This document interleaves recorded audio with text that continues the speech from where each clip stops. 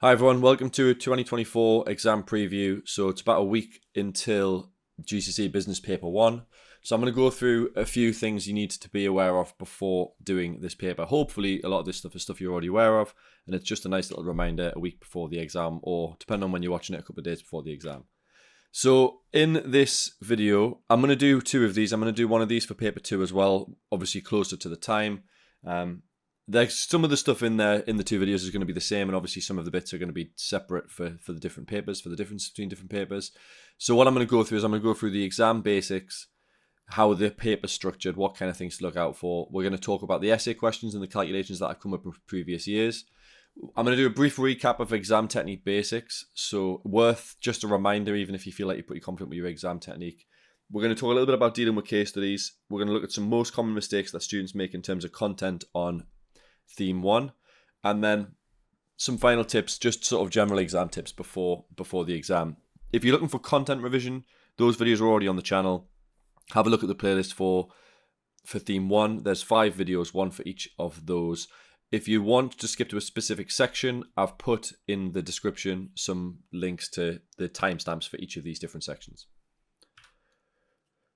So, exam basics, what type of questions appear on the GCSE course? So the first thing to note is that the paper is 1 hour 45 minutes and it's split into 3 sections.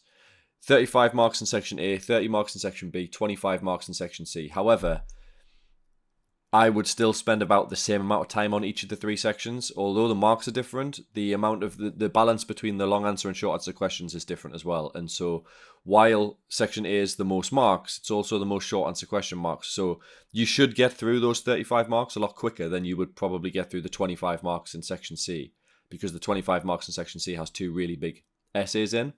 So the first thing that's worth bearing in mind is, in terms of timing, my advice would be to try and stick to 35 minutes with each of the 3 sections. Now, let's go through the difference between a short answer and a long answer question, because we've got, as you can see, in section A, 29 short answer question marks and only 6 long answer question marks. That comes from 1 6 marker. Section B starts the split more towards long answer questions, so 9 short answer, 21 long answer. And then section C, it's pretty much all long answer questions, so the vast majority of marks come from that. You've just got a couple of little 1 and 2 markers. So a short answer question, these typically assess knowledge and understanding. In sections B and C, they typically assess application, but they're generally pretty quick to answer. 1, 2 mark and 3 mark questions. You only get 3 markers in section A, so the 9 marks in section B and the 4 marks in section C, they're literally 1 and 2 mark questions. So you want to try and maximize those as much as possible. What that means is section A should be where you get the most percentage of your marks. So statistically speaking, you should be, it depends on the grade you're looking for, but you should be trying to get upwards of 26 to 28 marks out of 35. You want to be trying to get as many of those as possible. Obviously, you'll get a lower percentage of marks on the long answer questions. Like, for example, it's much easier to get 6 out of 6 on 2 3 markers than it is to get 6 out of 6 on 1 6 marker. So you naturally should expect to get a little bit of a higher percentage of your marks in section A. I always say try and maximize section A as much as possible. For your long answer questions, these usually assess more than one assessment objective. We'll talk about which assessment objectives they assess when we get to the exam technique bit, but obviously these ones will take a little bit more time. And other than the one at the end of section A, they all require some case study use as well. So in a bit more detail, section A has some multiple choice questions, some 2 mark multiple choice questions as well. You've got to make sure you pay attention to how many marks each question's worth. The last thing you want to do is get caught on a 2 mark multiple choice question and only put 1 answer. You've got some calculation questions. They are 2 marks each as well. And then you should have 6 3 mark explain 1 questions. We're going to talk about the difference between the 2 versions of this a little bit later on, but that's 18 marks basically for 3 markers. And so if you can get your 3 markers right, some students, will be getting 18 out of 18 on those. And then there's 1 6 mark answer question. That's the discuss question. And that's always the last question in section A. In section B, some more short answer questions. You might have some state 1 questions. Sometimes it might be an example from the case study. You'll get a couple of calculation questions again. And you'll get 2 6 mark analyze questions. And you'll get 1 9 mark justify which option question. We'll go through the structure for these questions a little bit later on, but what you should expect is in section B, you'll have 1 9 marker and 2 6 markers. And so in section B, how you manage your timing on the long answer questions is really important. Section C, the 25 markers, 21 of them are coming from the last 2 questions, which is another 9 marker, and the big question at the end, which is a 12 marker. I think the 12 marker sometimes seems a bit scary. I actually don't mind the 12 markers. I don't think they're that much longer to write than a 9 marker. So hopefully timing wise you're okay with that. And then there's 4 marks from some short questions. One's usually an outline question, which requires some application. One potentially could be a state question, which would come from the case study. And one of them you usually get a graph or a table, and you have to interpret something from the table as a 1 marker as well. So it's usually presented in different ways, but you might see like a pie chart or a graph or something like that, or a table of data. Now, I've looked back through the previous set of exams just to have a look at what the essay questions have been. To be honest, it doesn't really tell you much. It's worth having a look at and just making sure that you're okay with those key terms. But the thing is with this paper is there's so many questions that you can't really look at what's come up in previous years and make a real judgment about what is likely or not likely to come up the following year, because there are so many things that come up. There's so many questions that even if something's not listed on here, chances are came up as maybe a 1, 2, or 3 mark question. But it is interesting to just have a look at what kind of things have come up. What I think is quite interesting about paper 1 is paper 1, you quite often get some like general questions. Like if you look at 2020's 9 markers, the second shop or e-commerce, like obviously e-commerce is a key term, but generally speaking, that's just a kind of logical business decision. And the key is actually how to use the case study. There's not really a great deal of key terms you need to be aware of. So look through these. Just make sure you've got an idea of all these key terms. And if there are any that you're missing, maybe go and have a look at those. But generally, I'm not really sure if it teaches you anything, like having a look at what questions came up in previous years. You know, I think ultimately when it comes down to it in this GCSE, you're going to have to be able to answer questions on any key term because there's so many questions that it could be anything that comes up. Calculations you can get a little bit more from though. You can get an idea of the kinds of things you need to be able to do. So you'll see there's a few things that have come up a couple of times there. So for example, break-even outputs come up twice. Margin of safety's come up. So that's 3 questions in 5 years on break-even. So you've got a better than 50-50 chance of getting something like that. Something around the lines of costs, profit, revenue, variable costs, fixed costs, price. There's a whole range of those pretty much every year other than 2022 didn't have one of those. You've got a few things about interest there in 2022. You've got a little bit about exchange rates and then some cash flow stuff as well. Net cash flows come up twice and the cash flow forecast has come up a third time. So, and closing balance came up in 2023. So you've got something about kind of cash flow. You've got something about profit and costs most years, and then there's a little bit of economic stuff in there as well with exchange rates and interest rates. So if you want to make sure you know what you're doing for those, my advice would be to have a look at 1.3, where you'll get some of the calculations. Most of the calculations come from there actually, and then a little bit of 1.5 when you've got the economic bit as well. But the best way to have a look is to just go on the practice papers and have a look at these specific questions, because if you can do those, you'll be able to handle anything that comes up in these exams. But you can get a little bit of an idea. Again, though, it doesn't really tell you what might not come up because it came up last year, because actually, as you can see, there's 4 calculations. That's 8 marks in total. You could come from anything. And it seems like they use the same kind of concepts, the same types of calculations, the same topics year after year. So let's do a little bit of exam technique recap. First things first, you need to understand, look, we're going to talk about some structures. We're going to talk about what kind of structures I'd recommend you use for your answers. But ultimately, all of those structures are all aiming for the same purpose. They're all trying to hit these assessment objectives: knowledge, application, analysis, and evaluation. So before we go through those and talk about those terms, it's worth just recapping what those things mean. Knowledge, making accurate points, using your key terms and your concepts accurately. So if you can demonstrate key terms, rather than saying the word money, are you referring to costs? Are you referring to revenue? Are you referring to variable or fixed costs? Are you referring to cash inflows, cash outflows? Where you can use the actual terminology, it obviously is going to have a massive impact. Application, linking your answer specifically to the business, using the case study answers. That's going to be the case in sections B and C, because you will get a case study for each of those sections. We'll talk about that a little bit later on in this video. But you have to do that throughout sections B and C, pretty much in every question. So making sure you use the case study, make sure you're relating to that business in particular is really, really important. Analysis. In section A, your 3 markers technically aren't analysis questions, but they kind of do assess the same skill. So it's about developing your point using links. So this is where you consider the cause, the effect, the consequences of different decisions or different kind of factors, and that the impact that they have on the business. Where you're trying to come up with your links, the key thing with analysis is not to just make several separate points. The point is to try and make a point and then develop it. And so you want to use connectives. So we go with a structure called because leads to therefore, or BLT. But it doesn't have to be that. It doesn't have to be in that order. You just have to kind of create a link between your one sentence to your next sentence. And then finally, your evaluation, making a balanced argument and trying to reach a judgment or a conclusion. We'll talk about this a little bit later on when we get to the 6 markers and the 9 markers and the 12 markers. The evaluation is really for the 9 and 12 markers.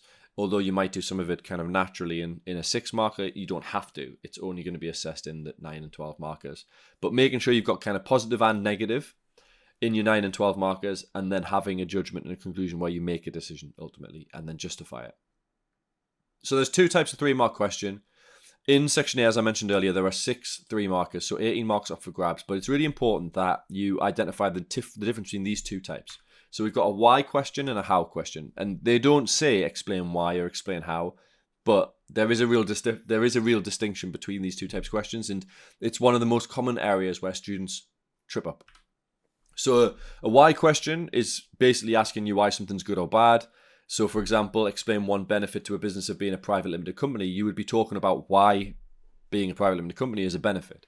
So you would make your point and then you would use your kind of your BLT structure. The how questions ask how a business does something. So, for example, quite often they're started with explain one way. So explain one way a business could extend their product life cycle. They are not asking you for the benefit of extending your product life cycle. They are asking you how you could do it. So you have to give like an example demonstrating your knowledge of how they could do it, not why it's useful to do so. So structure-wise, we need our point, not 2 links. Now, that means, what I mean by that basically is you get 1 knowledge mark and you'll get 2 understanding marks for your 2 links. Kind of like analysis really, but it actually fits into AO1. Making your point and then writing a BLT, and I make that really clear because your initial point won't count as a link because your initial point is the initial point. The links are what follows, what links that point to the next sentence. If you make your point and then write a BLT, you'll get 3 links. So you could stop after 2. It's not a bad idea to write 3 because at least, I mean, obviously you don't want to do too much time on this, but if you have 3 links, it means that if one of them is repetitive or if one of them isn't a great point, you might have another one that could be counted. So the key thing is we want to try and maximize these, but you've got to pay really close attention. It sounds a bit like I can imagine there's a bit of complacency because these 3 markers are fairly straightforward and are sometimes the easiest questions on the paper. So it can be quite easy to be a bit complacent and not pay attention to what the question's asking for. So make sure you pay attention to what the question's asking for. Is it a why question? Is it a how question? 6 markers. There are 2 types of 6 marker as well. These are easy to spot simply because they're in different parts of the paper. So discuss questions, assess knowledge and analysis, and there's no case study.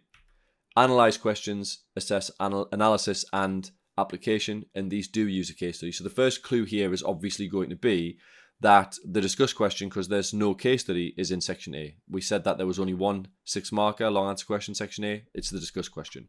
The analyze questions, there's 2 of these. They're both in section B. So section A doesn't have a case study. Section B and C does. So it's quite obvious which ones use application.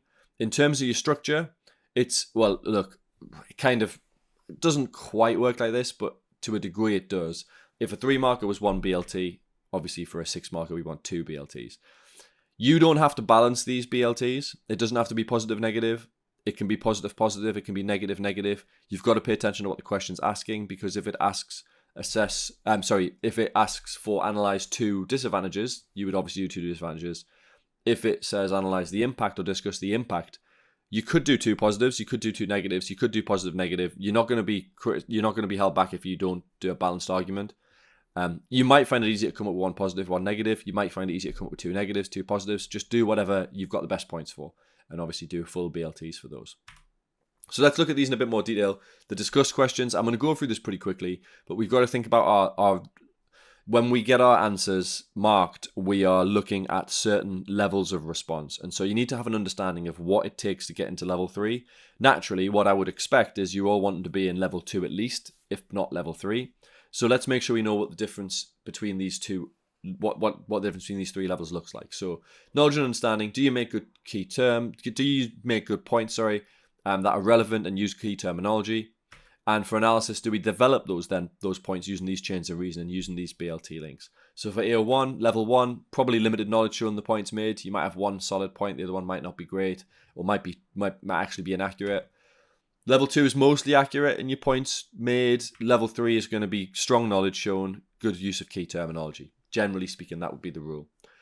For analysis, limited chains of analysis. So maybe if you've got isolated points, you haven't developed them, you've just maybe made one link across the 2 paragraphs, you might get level 1. Solid chains of analysis, maybe between 2 and 4 links. So you've got some analysis, you've got some depth there, you've used some links, but maybe not fully.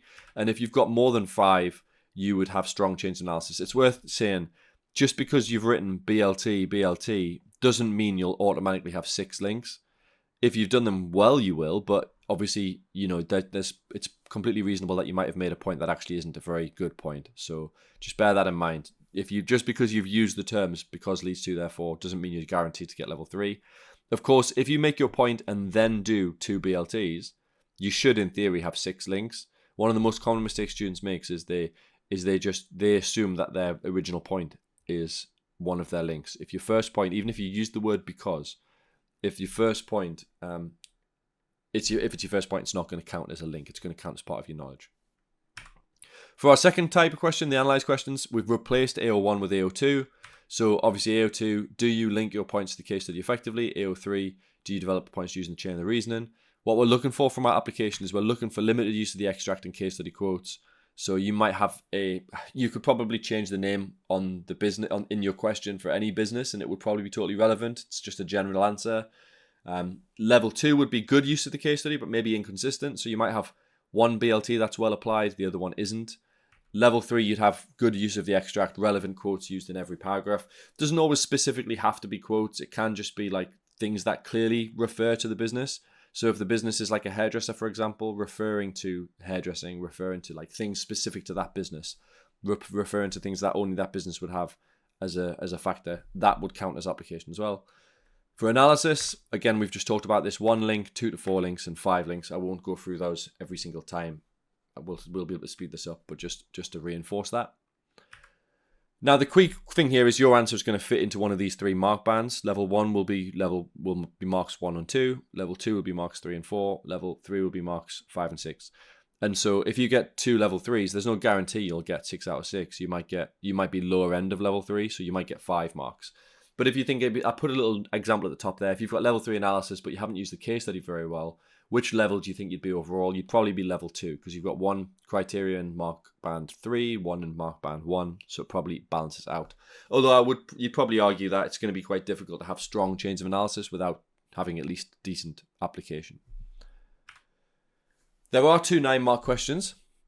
One's at the section B, one's at the end of section C. The structure of these is exactly the same, which is nice because the 3 markers and 6 markers have a bit of difference. The 9 markers are pretty straightforward. In these questions, you'll be given the choice of 2 options.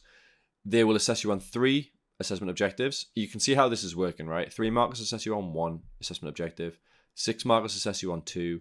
9 markers assess you on 3. Naturally, the 12 markers are going to assess us on all 4. So these assess us on 3 of the AOs: analysis, application, and evaluation. Structure. State your choice and explain why you've made that choice. Paragraph 2 would be the disadvantage of your choice, and this is where you get the balance. So this is part of your evaluation here, positive and negative, and then justify why your option is the right choice. What I would say is, and we'll have a look at an example here, where we're providing a balanced argument. So for the option we're choosing, you need to have againsts for the option you're choosing. So if we look at this example here, Frog Bikes is considering 2 options to produce more bikes: build a new factory in the UK or expand production at the existing Chinese factory. If you choose option 1, you should be doing for building a new factory and then against building a new factory. Your against shouldn't be why the other option's better, because that then just basically ends up meaning I've done for option 1 or for option 2 and then I've chosen. You've considered no negatives there. You've just considered the positives. So you're better off doing for and against the one option you're choosing. Now, if you want to make a comparison between the 2, do that in the conclusion when you're doing your justification. So if you've said, I believe that option 1's the best option and I believe it's better than option 2 because of this, do that in the conclusion. but that should be after you've done for and against building the new factory in the UK. Or option 2, for and against the expansion at the existing Chinese factory. You can't be wrong. You can be fine. You can, as long as you've answered the question clearly and you hit the criteria, you can't be wrong with one of these. But make sure you're not doing for option 1, for option 2, because that's not what the question's looking for. It's looking for evaluation, which means you need to do positive, negative. So all of these questions will have case study, so you must apply them to the case study using quotes. Just, again, really important. There'll probably be some reference to these 2 options in the case study. Sometimes you might just have to find information about the business that might be relevant to this. So, like, for example, whether they're selling their products, where they're selling their products, will, like, transport times be a factor? There's a whole range of different things that could be in that case study.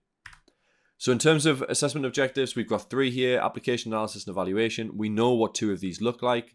Application, limited use of the extract and case study quotes, good but inconsistent for level 2, and then good with every single paragraph having application, including the conclusion. So a little bit harder because you've got the 3rd paragraph and you want to try and use different application in each paragraph if possible. For analysis, we know our 1 link, 2 to 4 links, 5 links. For evaluation, this is a little bit more complicated. If you are level 1, you probably have a lack of balance. Maybe we've done 4 and 4, and you might have an ineffective or no conclusion. Level 2 would be balanced paragraphs, so you've got that bit right, but the conclusion might not have much justification. And then a balanced paragraph with a conclusion with justification would be for level 3. We'll talk about how to write a conclusion a little bit later on. So if all of your AOs are at level 3, you'd expect to get a level 3 mark, 7, 8, or 9. If you've got 2 level 2 AOs and a level 3 AO, you'd probably find yourself probably at the top end of level 2. So 2 level 2s and 1 level 3, you're probably going to find yourself at maybe 6 marks. Depends obviously on it's obviously subjective to the marker. So it depends on how highly they rank your level 2s. They might think that your level 2s are really close to level 3s, but not quite. Your level 3, you might have only just scraped level 3. It might not be solid level 3. So those things matter. The key thing really is that if you're doing the right structure and you've kind of written a good answer, you should get good marks. There is one 12-mark question. It is the last question on the paper. I've got an example on the screen at the bottom. Let's talk about how this would work. So as I mentioned earlier, this will assess you on all 4 assessment objectives. In terms of structure, we want to do the positive and the negative.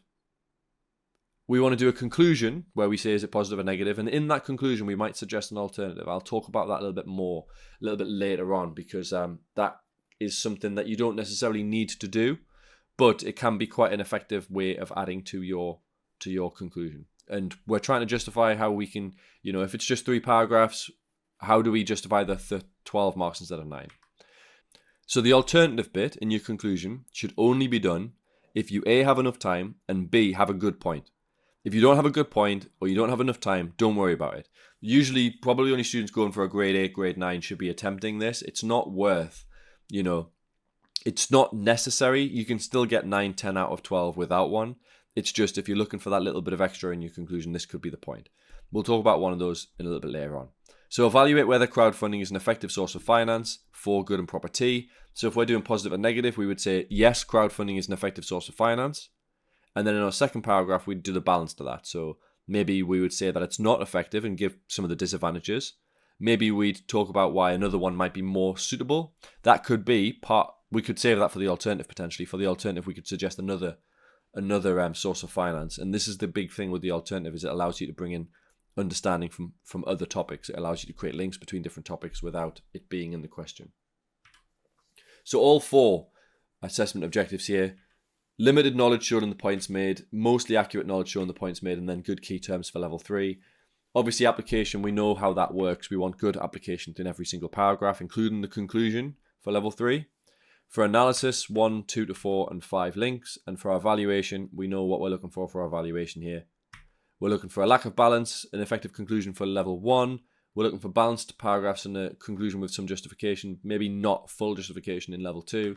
And then this is where we're looking for like our level 3. If you want to get level 3, you need to have balanced paragraphs. You might have that alternative suggested in the conclusion. You might have the conclusion justified with it depends on point or a short-term, long-term impact. So let's talk about what makes a good conclusion. We talked about the importance of these in 9 and 12 markers. Let's go through what makes a good one. So make your decision clear. Make give the main reason for your decision and add an it depends on point.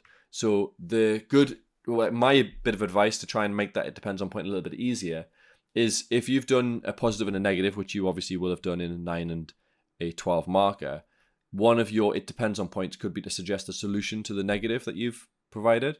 So for example, if your negative is about, if it's a question about recruitment and you're talking about whether it would be difficult to recruit members of staff, you might suggest it depends on whether the members of staff you can get are able to be trained. It could be, I always give the example for a 9 marker of like cats versus dogs. I've got a dog, like love my dog to bits, but when he was a puppy, he did chew up like a bunch of furniture. So I always say the positives of dogs are obvious, really affectionate. They're always happy to see you when you get home from work. Going on walks is a really kind of like nice way to relax. However, the downside, like the negative, was he did chew up like a bunch of furniture. We had to buy a new sofa and all sorts. It was like we had to replace a door frame. Labradors chew everything. And so my conclusion would be dogs are great, but it depends on whether you can train the dog to stop chewing things. So the point is there, like it depends on has suggested a fix for my negative, because what I'm saying is this is the right option, but it depends on whether we can address the negative that we've got. So that's something that's worth having a look at.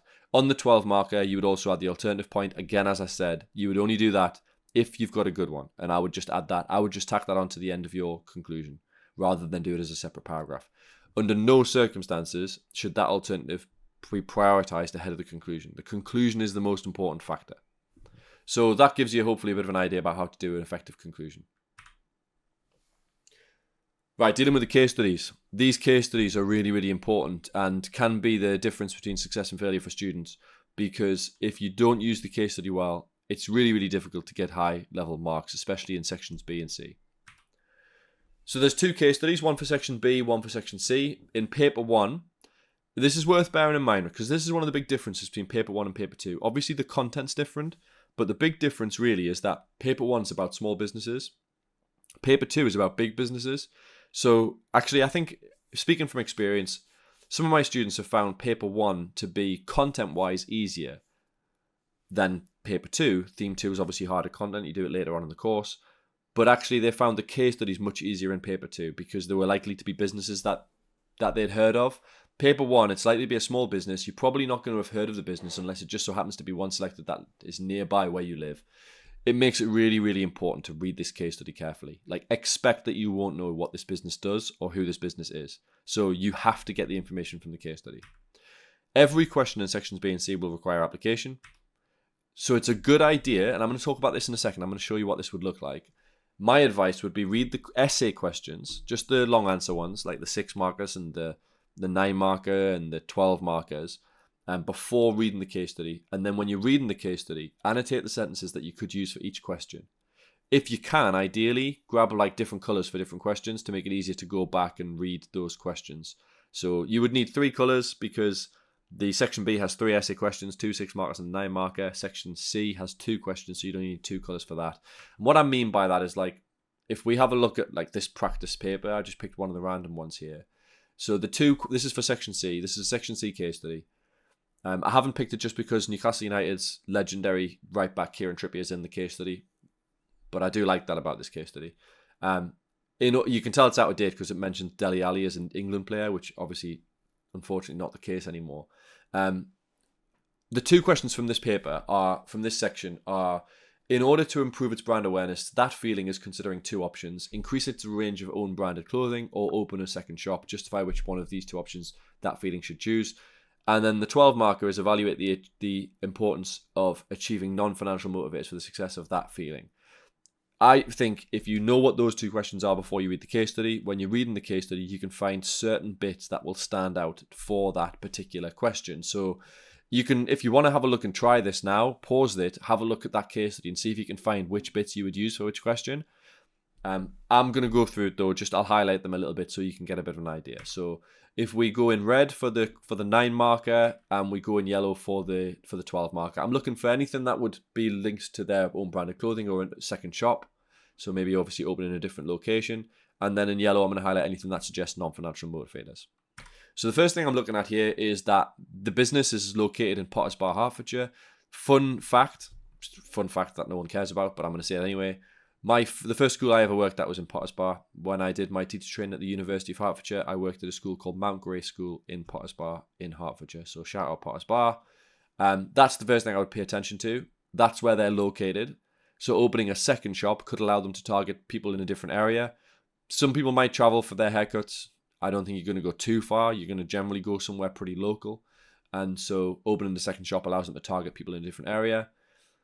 There's a few other bits in here as well, like the fact that they offer high quality haircuts. Like, I think you're just thinking about little bits where you can bring in the application. What do they do at the second shop? Well, they offer high quality haircuts. So that could be a reason why going to a second shop might be useful.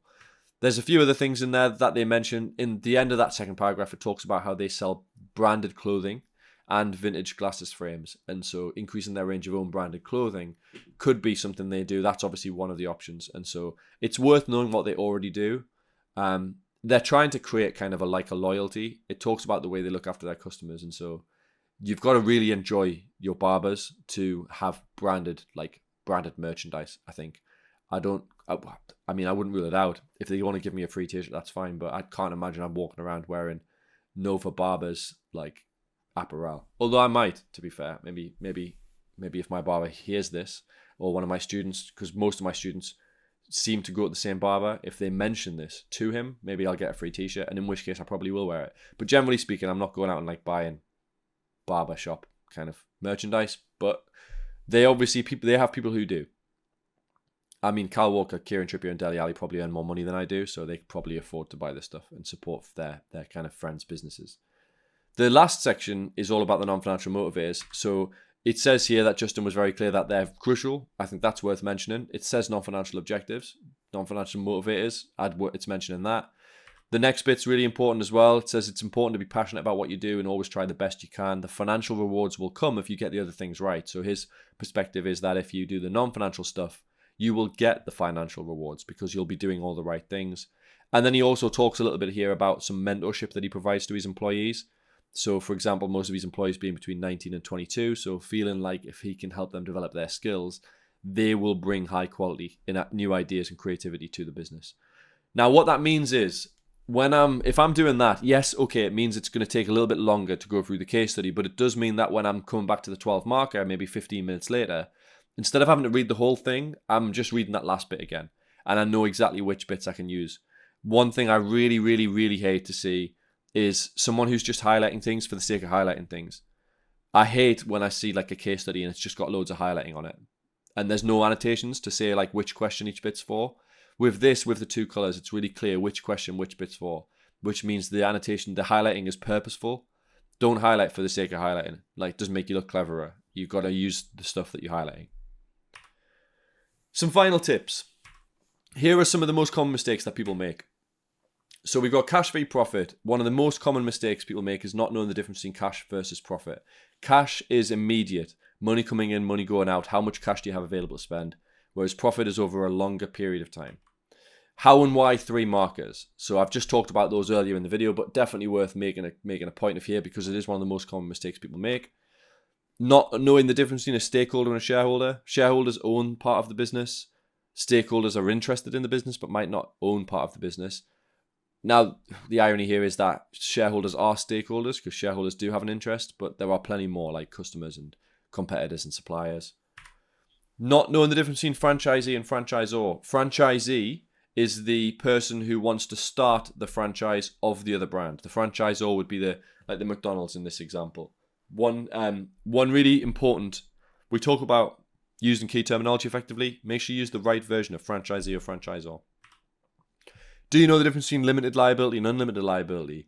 So limited liability where personal assets are protected, only found in private and public limited companies. You can tell because they have limited company in the title.